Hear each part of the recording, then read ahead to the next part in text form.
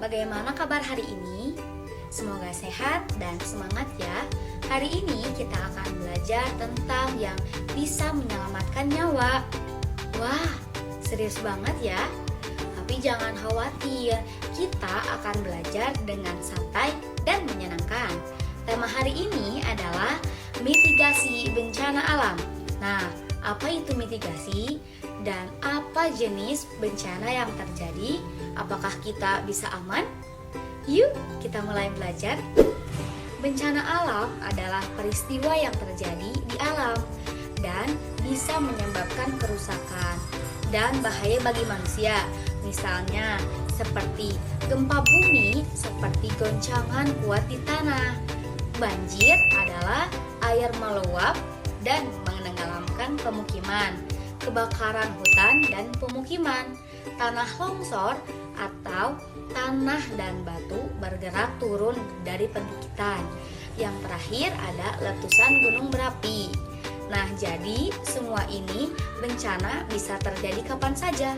Tetapi jangan takut ya, dengan pengetahuan dan persiapan yang baik, kita bisa mengurangi resikonya.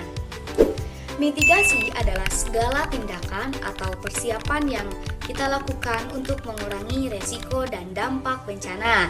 Misalnya, jika kita tahu rumah kita rawan banjir, maka kita harus membersihkan saluran air, menyiapkan tas darurat, dan tahu tempat evakuasi. Jadi, mitigasi dilakukan sebelum bencana terjadi supaya kita tidak panik dan bisa menyelamatkan diri.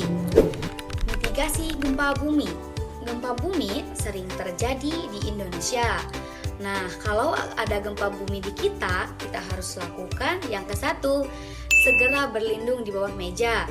Yang kedua, lindungi kepala.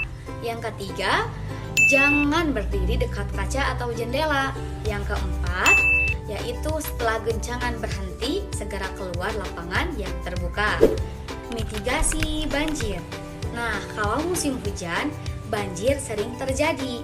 Apa yang bisa kita lakukan? Yang ke-1, jangan buang sampah sembarangan. Yang kedua, bersihkan selokan. Yang ketiga, simpan dokumen dan barang penting di tempat yang tinggi. Yang keempat, ketahui lokasi posko evakuasi yang terdekat. Mitigasi kebakaran. Kebakaran bisa terjadi karena konsleting listrik atau kelalaian. Maka kita harus yang pertama, tidak bermain korek api. Yang kedua, cabut kabel jika tidak digunakan.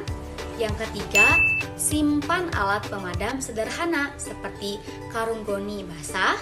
Yang keempat, hafal nomor darurat yaitu 113 untuk kebakaran.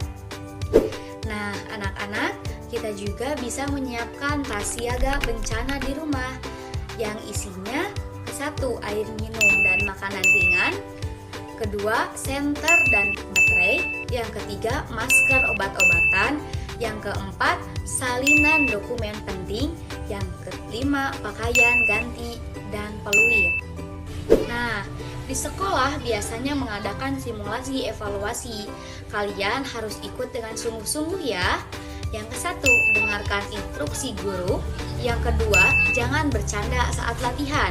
Yang ketiga, hafalkan jalur evakuasi. Nah, jadi semakin sering latihan, semakin siap kita kalau bencana sungguhan terjadi.